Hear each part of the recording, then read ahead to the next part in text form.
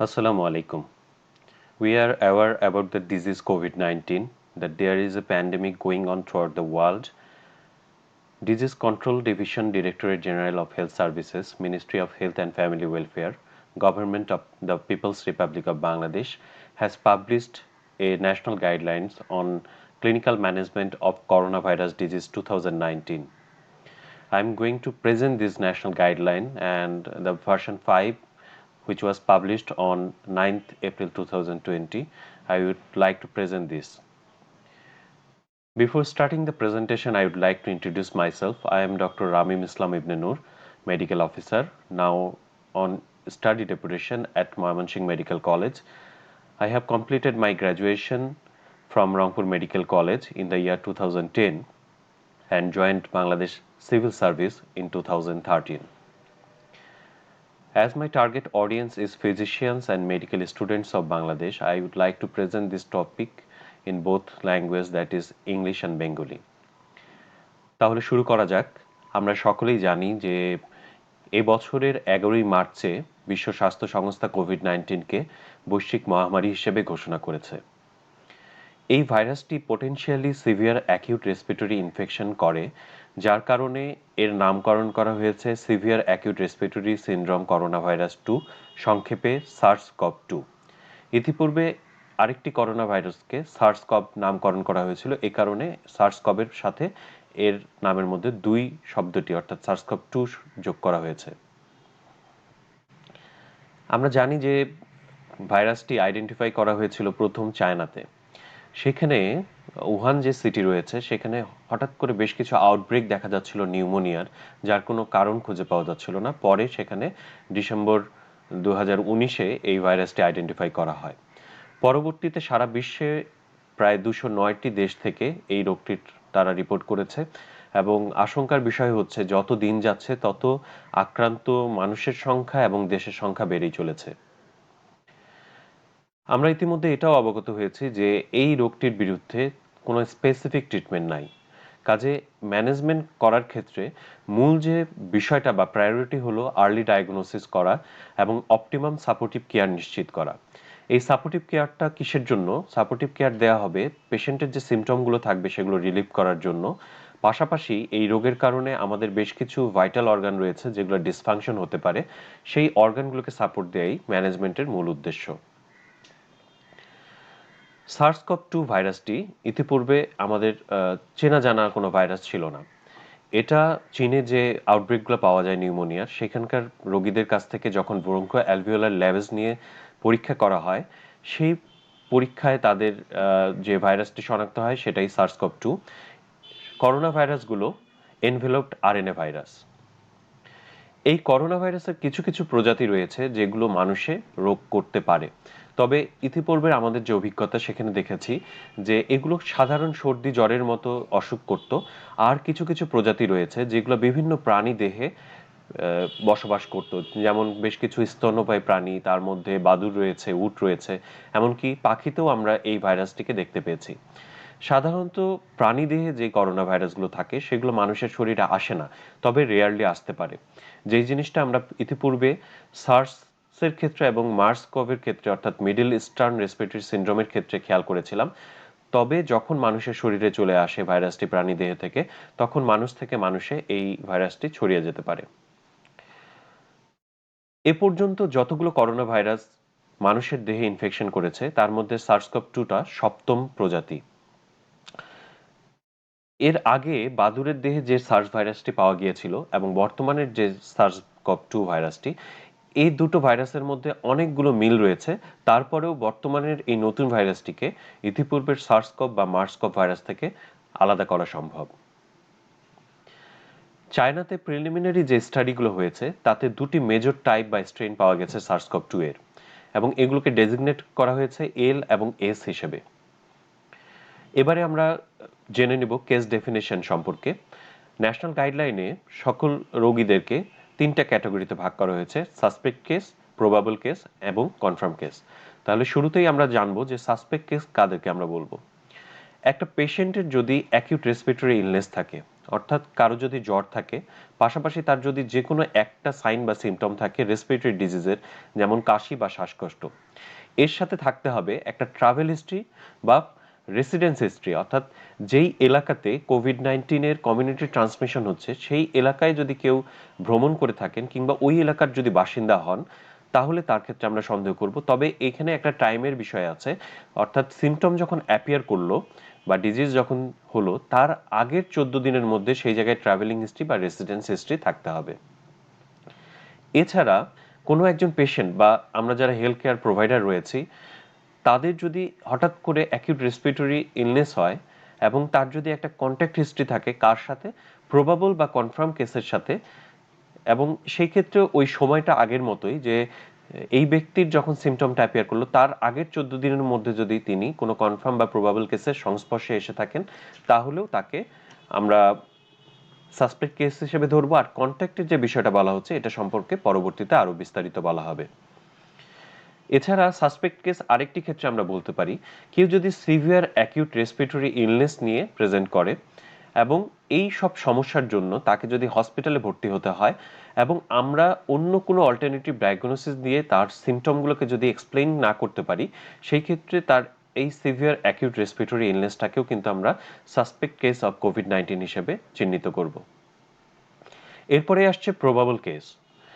যদি কোনো suspected case, যাকে আমরা সন্দেহ করছি যে এই ব্যক্তি কোভিড-19 আক্রান্ত হতে পারেন, কিন্তু তাকে আমরা টেস্ট করলাম, সেই টেস্টটা যদি রিপোর্টটা ল্যাব থেকে ইনকনক্লুসিভ হিসেবে রিপোর্টটা দেয়, সেই ক্ষেত্রে আমরা তাকে প্রবাবল কেস বলবো। এছাড়া একজন সাসপেক্টেড কেসকে যদি আমরা যে কোনো কারণেই হোক আমরা যদি টেস্ট না করাতে পারি, তাহলে আমাদের তাকে প্রবাবল কেস হিসেবে লেবেলিং করতে হবে। এবং কনফার্ম কেস, একজন ব্যক্তির কোনো ধরনের সাইন সিমটম থাকুক বা না থাকুক, কিন্তু ল্যাবরেটরি টেস্টের মাধ্যমে যদি তাকে আমরা কোভিড-19 ইনফেকশনের জন্য পজিটিভ পাই, তাহলে তাকে আমরা কনফার্ম কেস হিসেবে বলবো। একটু আগে কন্ট্যাক্টের কথা এসেছিল, এবারে তাহলে কন্ট্যাক্ট নিয়ে কিছু কথা বলা যাক। একজন পার্সনকে আমরা তখন কন্ট্যাক্ট বলবো যখন সে একজন প্রবাবল বা কনফার্ম রোগীর সংস্পর্শে এসেছিল, এবং এই কন্ট্যাক্ট টাইমিংটা কেমন হবে, অর্থাৎ এই সংস্পর্শে আসার বিষয়টা কত দিনের মধ্যে হবে। অর্থাৎ একজন প্রবাবল বা কনফার্ম কেস, তার যে সিমটম যেদিন থেকে শুরু হলো, সেই সিমটম শুরু হওয়ার 2 দিন আগে থেকে শুরু করে সিমটম শুরু হওয়ার পরবর্তী 14 দিনের মধ্যে তার সংস্পর্শে যদি কোনো ব্যক্তি চলে আসে, তাহলে তাকে কন্ট্যাক্ট বলা হবে।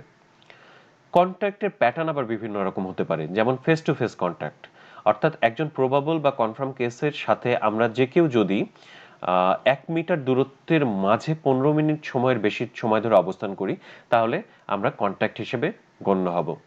এছাড়া ডিরেক্ট ফিজিক্যাল কন্ট্যাক্টের একটা বিষয় রয়েছে। আর direct care of a patient, যারা প্রবাবল বা কনফার্ম পেশেন্ট, তাদের যে সেবা যত্নের খাতিরে যদি কেউ তার সংস্পর্শে যায় এবং সেই ক্ষেত্রে যদি সে প্রপার পার্সোনাল যে ইকুইপমেন্ট, প্রোটেক্টিভ ইকুইপমেন্ট যদি ব্যবহার না করে, সেক্ষেত্রে সেটা direct care of A for a patient হিসেবে কন্ট্যাক্ট হবে। আমরা কনফার্ম যে যেই পেশেন্টের সিমটম রয়েছিল সেই ক্ষেত্রে আমরা টাইম ফ্রেমটা বললাম যে সিমটম অ্যাপিয়ার করার আগে 2 দিন আগে, তারপরে 14 দিন পরে, এটা বললাম।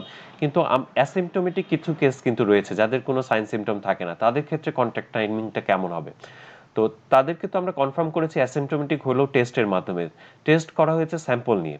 তো এইখানে টাইম ফ্রেমটা এমন হবে যে যেই দিন স্যাম্পল নেওয়া হলো তার 2 দিন আগে থেকে শুরু করে স্যাম্পল নেওয়ার পরবর্তী 14 দিন পিরিয়ডের মধ্যে যদি কেউ তার সংস্পর্শে আসে, এই টাইম পিরিয়ডটা কন্ট্যাক্ট টাইমিং হিসেবে গণ্য হবে।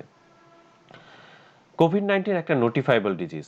আমরা যে কেউ যদি এই রোগটি জানি যে এরকম রোগী রয়েছে, আমাদেরকে এটাকে জানাতে হবে প্রপার অথরিটির কাছে, যেমন সিভিল সার্জন অফিস এবং ডিরেক্টরেট জেনারেল হেলথ সার্ভিসে।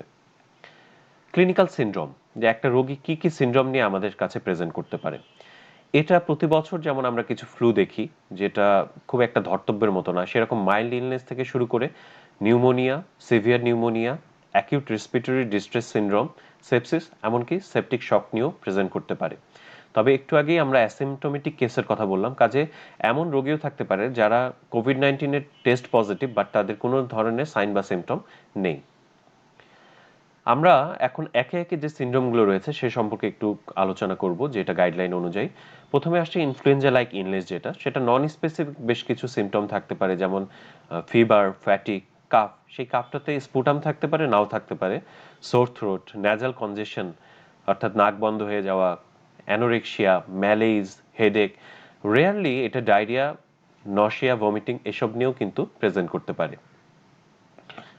তবে যারা বয়স্ক মানুষ এবং যাদের ইমিউনোসাপ্রেসড কন্ডিশনে যারা আছে, তাদের টিপিক্যাল সিমটম নাও থাকতে পারে। এছাড়া প্রেগনেন্সির ক্ষেত্রে আমরা জানি ফিজিওলজিক্যাল কিছু অ্যাডাপ্টেশন হয়, ফলে সেখানে কিছু প্রেগনেন্সি রিলেটেড কিছু চেঞ্জ আসে। তো কোভিড-19 এর সিমটমগুলো সেগুলোর সাথে ওভারল্যাপ করতে পারে। এরপর আসছে নিউমোনিয়া। নিউমোনিয়াকে এখানে যেটা হচ্ছে যে নিউমোনিয়া থাকবে, বাট সিভিয়ার নিউমোনিয়ার কোনো সাইন সিমটম থাকবে না, এবং এই কন্ডিশনে কোনো অক্সিজেন সাপ্লিমেন্টেশনের প্রয়োজন হবে না, এটা অ্যাডাল্টদের ক্ষেত্রে বলা হচ্ছে। আর চাইল্ডদের ক্ষেত্রে হচ্ছে যে সিভিয়ার নিউমোনিয়ার সাইন সিমটম তো থাকবে না, সেক্ষেত্রে কাশি থাকতে পারে, শ্বাসকষ্ট থাকতে পারে, এবং ফাস্ট ব্রিদিং, যেটা দ্রুত শ্বাস প্রশ্বাস চলবে। এখানে বয়সভিত্তিকভাবে যেটা বলা আছে আমরা জানি যে 2 মাসের নিচ পর্যন্ত, যে মিনিটে যদি 60 অর মোর ব্রিদিং হয়, 2 মাস থেকে 11 মাস বয়স পর্যন্ত এটা 50 or more breathing per minute, আর 1 থেকে 5 বছরে 40 or more breathing per minute হলে আমরা সেটাকে নিউমোনিয়া বলবো। এরপরের যে সিনড্রোমটা সেটা হচ্ছে সিভিয়ার নিউমোনিয়া। অ্যাডোলেসেন্ট বা অ্যাডাল্টের ক্ষেত্রে যেটা হচ্ছে যে ফিভার থাকবে, একটা সাসপেক্টেড রেসপিরেটরি ইনফেকশন থাকবে, প্লাস যে আমি তিনটা যে বিষয় বলতে যাচ্ছি এর মধ্যে যদি যে কোনো একটা থাকে, যেমন রেসপিরেটরি রেট যদি মিনিটে 30 বারের বেশি হয়, সিভিয়ার রেসপিরেটরি ডিস্ট্রেস যদি হয়, অথবা আমরা যদি অক্সিজেন স্যাচুরেশন দেখি যে রুম এয়ারে সেটা 93% বা তার থেকে কম। আর চিলড্রেনদের ক্ষেত্রে সেখানে কাশি, শ্বাসকষ্ট, প্লাস যে কোনো একটি, যেটা হচ্ছে যে সেন্ট্রাল সাইনোসিস বা অক্সিজেন স্যাচুরেশন যদি 90%-এর কম হয়, সিভিয়ার রেসপিরেটরি ডিস্ট্রেস যদি হয়, যেমন গ্রান্টিং, ভেরি সিভিয়ার চেস্ট ইনড্রয়িং যদি হয়, এছাড়া যে কিছু জেনারেল ডেঞ্জার সাইন যদি থাকে, যেমন inability to breast feed or drink, lethargy or unconsciousness or convulsion, যেগুলো আইএমসিআই থেকে আমরা হচ্ছে জেনেছিলাম, এই ধরনের যদি কিছু থাকে, সিভিয়ার নিউমোনিয়া। এছাড়া চাইল্ডের ক্ষেত্রে আরও কিছু সাইন থাকতে পারে, যেমন চেস্ট ইনড্রয়িং আর ফাস্ট ব্রিদিং, যেটা একটু আগে বলা হলো সেরকম। তো আমরা জানি যে এইগুলো ক্লিনিক্যাল গ্রাউন্ডে যেহেতু এটা ডায়াগনোসিস করা হচ্ছে, তো সেখানে চেস্ট ইমেজিংগুলো আইডেন্টিফাই করতে পারে বা এক্সক্লুড করতে পারে সাম আদার পালমোনারি কমপ্লিকেশনস। এরপরে আমরা বলবো এআরডিএস নিয়ে। অ্যাকিউট রেসপিরেটরি ডিস্ট্রেস সিনড্রোম যেটা, সেটা অনসেটটা এমন হতে পারে যে একটা নোন ক্লিনিক্যাল ইনসাল্ট সেটার 1 সপ্তাহের মধ্যে, অথবা একটা নতুন কোনো রেসপিরেটরি সিমটম ডেভেলপ করলো, অথবা আগে থেকে রেসপিরেটরি সিমটম ছিল সেটা খারাপের দিকে গেল, এরকম যদি হয়। এছাড়া আমরা চেস্ট ইমেজিং করে এআরডিএস ডায়াগনোসিস করতে পারবো, সেক্ষেত্রে chest X ray, CT scan এবং লাং আল্ট্রাসাউন্ড। এগুলোতে সাধারণত দেখা যায় যে বাইল্যাটারাল বা ইউনিল্যাটারাল ওপাসিটি পাওয়া যেতে পারে, এবং সেই ওপাসিটিটা এক্সপ্লেইন করা যাবে না fluid overload, lobar or lung collapse or nodule দিয়ে, কারণ আমরা জানি যে যদি ভলিউম ওভারলোড হয়, লাং কোলাপস হয়, সেক্ষেত্রে ওপাসিটি থাকে। তবে কোভিড-19 ক্ষেত্রে প্লুরাল ইফিউশনটা আনলাইকলি। এখানে যে পালমোনারি ইনফিলট্রেট বা রেসপিরেটরি ফেইলিওর হয়, সেটাকে কার্ডিয়াক ফেইলিওর বা ফ্লুইড ওভারলোড দিয়ে কিন্তু এক্সপ্লেইন করা যাবে না, তাহলে আমরা তাকে এআরডিএস বলবো। পাশাপাশি এখানে আমাদের কিছু অবজেক্টিভ অ্যাসেসমেন্ট লাগবে, যেমন echocardiography, ultrasonography, to exclude other possibilities. এআরডিএসকে ক্যাটাগরাইজ করা হয়েছে মাইল্ড, মডারেট এবং সিভিয়ার হিসেবে। আমি একটু শুধু এটা বলে যাই যে আমাদের পার্শিয়াল প্রেশার অফ অক্সিজেন আর যেটা ফ্র্যাকশন অফ ইন্সপায়ার্ড অক্সিজেন, এই দুটা রেশিওর যে লেভেল, সেই অনুযায়ী এটাকে ক্যাটাগরাইজ করা হচ্ছে। যখন এই লেভেলটা 200 থেকে 300 মিলিমিটার অফ মার্কের মাঝখানে থাকবে, তখন সেটাকে মাইল্ড এআরডিএস বলা হবে। 100 থেকে 200-র মাঝে থাকলে সেটাকে মডারেট বলা হবে, এবং 100-র নিচে হলে সেটাকে সিভিয়ার এআরডিএস বলা হবে। তবে কোথাও যদি পার্শিয়াল প্রেশার অফ অক্সিজেন এই লেভেলটা অ্যাভেলেবেল না থাকে, সেখানে অক্সিজেন স্যাচুরেশন আর ফ্র্যাকশন অফ ইন্সপায়ার্ড অক্সিজেন, এই দুটার রেশিও যদি 315 মিলিমিটার অফ মার্কারির কম হয়, তাহলেও সেটা suggestive of ARDS. Sepsis. Sepsis কখন বলা হবে? একটা সাসপেক্টেড বা প্রুভেন ইনফেকশন রয়েছে, সেইটার যে বডি বা হোস্ট রেসপন্সটা রয়েছে সেটা ডিসরেগুলেটেড হওয়ার কারণে যদি লাইফ থ্রেটেনিং কোনো অর্গান ডিসফাংশন হয়, তখন সেটাকে সেপসিস বলা হবে। তো অর্গান ডিসফাংশন হলো তার কি কি সাইন পাওয়া যেতে পারে? তার সাইন এমন হতে পারে যে altered mental status, difficult or fast breathing, low oxygen saturation, reduced urine output, fast heart rate, weak pulse, cold extremities or low blood pressure and skin mottling. এইসব বিষয়গুলো যদি থাকে তাহলে আমরা বুঝবো যে অর্গান ডিসফাংশন হচ্ছে। এছাড়া কোয়াগুলোপ্যাথি হতে পারে, তার কিছু ল্যাবরেটরি এভিডেন্স আমরা জানি, যেমন প্ল্যাটিলেট কাউন্টটা যদি 50,000-এর নিচে নেমে যায়, ল্যাকটেটটা সেরাম ল্যাকটেটটার লেভেলটা বেড়ে যায় এবং বিলিরুবিন লেভেল বেড়ে যায়, তাহলে হচ্ছে কোয়াগুলোপ্যাথি সন্দেহ করব। চিলড্রেনদের ক্ষেত্রে সেপসিস কিভাবে আমরা বলবো যে একটা সাসপেক্টেড অর প্রুভেন ইনফেকশন থাকবে, পাশাপাশি দুই বা ততোধিক age based systemic inflammatory response থাকতে হবে সিনড্রোম ক্রাইটেরিয়া, এবং এই ক্রাইটেরিয়াগুলোর মধ্যে অ্যাটলিস্ট একটা হতে হবে অ্যাবনর্মাল টেম্পারেচার অথবা ডাব্লিউবিসি কাউন্ট। সেপটিক শক অ্যাডাল্টদের ক্ষেত্রে যদি আমরা তো হাইপোটেনশন বা শকে যখন থাকে তখন তার মিন আর্টেরিয়াল প্রেশারটা কমে যায়, সেটাকে আমরা রিসাসিটেট করার জন্য ভলিউম রিপ্লেসমেন্ট করি। এই ভলিউম রিপ্লেসমেন্ট করার পরেও যদি পারসিস্টেন্টলি হাইপোটেনশন থাকে এবং এই মিন আর্টেরিয়াল প্রেশারটা 60 অর মোর মেনটেন করার জন্য যদি ভেসোপ্রেসর ইউজ করতে হয়, পাশাপাশি যদি সেরাম ল্যাকটেট লেভেলটা 2 মিলিমোল পার লিটারের বেশি থাকে, তাহলে আমরা তাকে সেপটিক শক বলবো। চিলড্রেনের ক্ষেত্রে সেপটিক শকটা এমন যে তার হাইপোটেনশন, ব্লাড প্রেশারটা কম, তার পাশাপাশি এখন যে পয়েন্টগুলো বলতে চাচ্ছি তার যদি 2টা বা 3টা থাকে তাহলেই তাকে আমরা সেপটিক শক বলবো। সেই পয়েন্টগুলো হচ্ছে altered mental state, tachycardia or bradycardia, prolonged capillary refill time or feeble pulse, tachypnoea, mottled or cool skin or petechial or purpuric rash, increased lactate, oliguria, hyperthermia or hypothermia. এগুলোর যে কোনো 2টি বা 3টি থাকলে আর তার সাথে যদি বাচ্চাদের ব্লাড প্রেশারটা কম থাকে তার বয়স অনুযায়ী, তাহলে সেটাকে সেপটিক শক বলা হবে। এরপরে একটা বিষয় যে কোভিড-19-এর জন্য যে টেস্টিং করা হয় সেই বিষয়টা। এক্ষেত্রে যে আমরা কাদের টেস্ট করব? যে কোনো রোগীকে বা যে কোনো ব্যক্তিকে যদি আমরা সাসপেক্ট করি যে তার কোভিড-19 হতে পারে, তাহলে তাদের সবাইকেই আমাদের টেস্ট করতে হবে। এক্ষেত্রে আমরা ডিটেকশন অফ ভাইরাস করতে পারি আর detection of viral nucleic acid করতে পারি। তো যেই পরীক্ষাই আমরা করি আমাদের তো কিছু স্পেসিমেন কালেক্ট করতে হবে। সেই স্পেসিমেনগুলো আপার এয়ারওয়ে থেকে নেওয়া যায়, যেমন oropharyngeal swab, nasal swab, nasopharyngeal secretion. আবার লোয়ার এয়ারওয়ে স্পেসিমেন রয়েছে যেমন sputum, bronchoalveolar lavage fluid, airway secretions. এক্ষেত্রে বলে নেওয়া ভালো যে স্পুটাম এবং যে লোয়ার রেসপিরেটরি ট্র্যাক স্পেসিমেনগুলোর যে সেন্সিটিভিটি বা পজিটিভ আসার রেটটা কিন্তু বেশি। আরেকটা ইম্পর্টেন্ট জিনিস হচ্ছে যে ভাইরাসটি যখন আমাদের শরীরে প্রবেশ করে সে প্রলিফারেট করে লাংসের টাইপ 2 অ্যালভিওলার সেলে, এবং ডিজিজ হওয়ার পরে পরবর্তীতে ভাইরাসটা যে শেডিং হয় আমাদের যে হচ্ছে রেসপিরেটরি ট্র্যাক্টের সিক্রেশনে, সেই শেডিংয়ের হতে টাইমটা 3 থেকে 5 দিন সময় লাগতে পারে। যে কারণে অনেক সময় দেখা যায় যে যখন আমরা টেস্ট করছি টেস্ট কিন্তু নেগেটিভ আসতে পারে, কারণ তখন পর্যন্ত হয়তো ভাইরাল শেডিংটা অতটা হয়নি।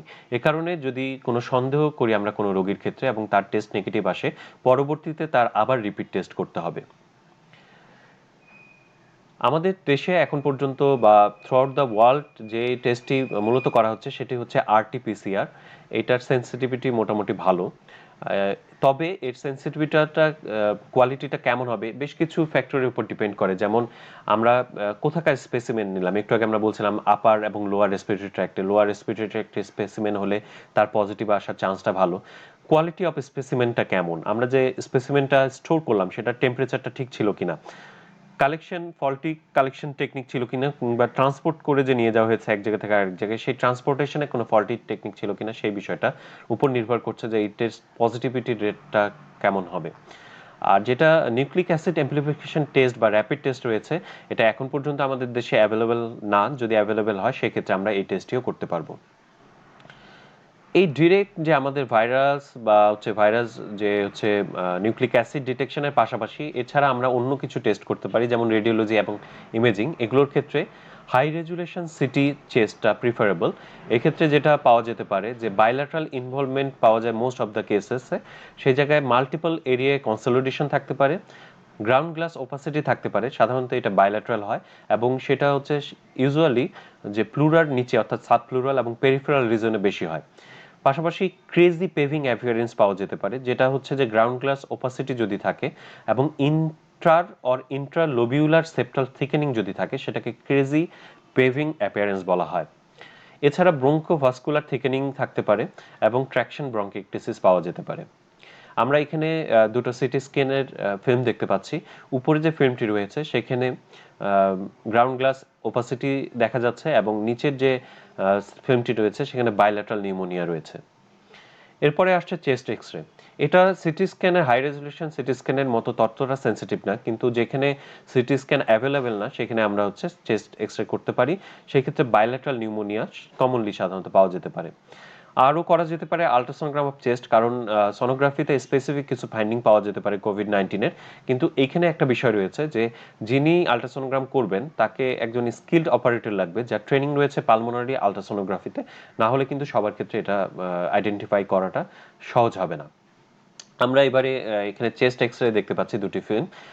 আপনাদের বাম দিকে যেটা দেখতে পাচ্ছেন সেখানে বাইল্যাটারাল নিউমোনিয়া আমরা দেখতে পাচ্ছি, এবং ডান দিকে যে ফিল্মটি রয়েছে সেখানে বোথ লাং ফিল্ডে এখানে হচ্ছে এআরডিএস এর এটি একটি ফিল্ম।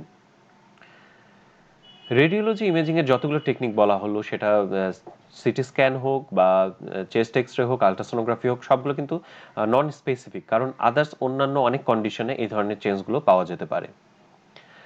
এছাড়া সাপোর্টিভ আরও কিছু ইনভেস্টিগেশন করা যেতে পারে, যেমন সিবিসিতে ইউজুয়ালি লিম্ফোপেনিয়া পাওয়া যায়, সব থেকে বেশি এটা পাওয়া যায়। এছাড়া ডাব্লিউবিসি কাউন্টটা কমেও যেতে পারে, আবার ডাব্লিউবিসি কাউন্ট বাড়তেও পারে, প্লাটলেট কাউন্টটা কমতে পারে। একটা পেশেন্টের যদি তার ডিজিজের শুরুতেই দেখা যায় যে লিম্ফোসাইট কাউন্টটা অনেক কম, সেটা একটা পুয়ার প্রগনোস্টিক সাইন। আবার সিভিয়ার যে পেশেন্টগুলো থাকে, গ্র্যাজুয়ালি তাদের হচ্ছে ডিক্রিজ করতে থাকে পেরিফেরাল ফিল্মে হচ্ছে লিম্ফোসাইট, এটাও একটা খারাপ সাইন। আরেকটা হচ্ছে রেশিও, যেটা নিউট্রোফিল টু লিম্ফোসাইট রেশিও যদি মোর দেন 3.5 হয়, এটা হচ্ছে প্রগনোস্টিক্যালি পুয়ার সাইন। আমরা সিআরপি এবং প্রোক্যালসিটোনিন করতে পারি। যে কোভিড-19 এর ক্ষেত্রে সাধারণত সিআরপিটা রেইজ থাকে, বাট প্রোক্যালসিটোনিনটা সাধারণত নর্মাল থাকে।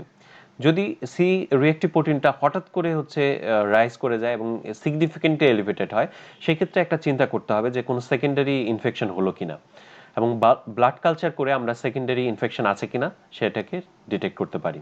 পাশাপাশি আমাদেরকে লিভার এবং রেনাল ফাংশন টেস্ট এবং আর্টেরিয়াল ব্লাড গ্যাস অ্যানালাইসিস করতে হবে। এছাড়া টেস্টের মধ্যে সেরাম ফেরিটিন রয়েছে, সেরাম এলডিএইচ রয়েছে এবং ডি ডাইমার রয়েছে। ডি ডাইমার খুব বেশি ইম্পর্টেন্ট, কারণ হচ্ছে এটা সিগনিফিকেন্টলি এলিভেটেড হয় সিভিয়ার কেসগুলোর ক্ষেত্রে, এবং এটাও পুয়ার প্রগনোসিসকে হচ্ছে আমাদেরকে একটা ধারণা দেয় পুয়ার প্রগনোসিস সম্পর্কে।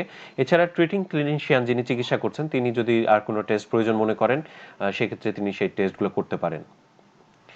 একটা কম্পাইলেশনে এরকম যে একটা পেশেন্টের আমরা যদি টেস্ট করে এমন পাই যে ডাব্লিউবিসি কাউন্টটা নর্মাল আছে বা লো, তার সাথে তার লিম্ফোপেনিয়া আছে, ইএসআর সিআরপিটা হাই, আবার প্রোক্যালসিনোনটা লো, এর পাশাপাশি যদি চেস্ট এক্স-রেতে বাইল্যাটারাল নিউমোনিয়া পাওয়া যায় কিংবা সিটি স্ক্যানে যদি গ্রাউন্ড গ্লাস ওপাসিটি পাওয়া যায়, তো বর্তমান সময়ে এটা ডায়াগনোসিস হচ্ছে কোভিড-19।